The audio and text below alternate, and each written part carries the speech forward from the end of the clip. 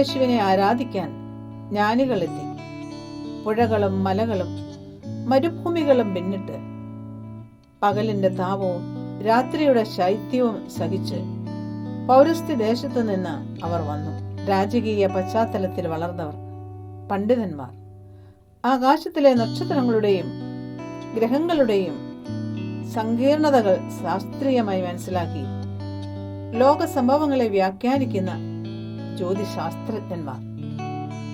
ആകാശത്തിലെ അത്ഭുത ജ്യോതിസാണ് സാഹസിക യാത്രയ്ക്ക് അവരെ പ്രേരിപ്പിച്ചത്.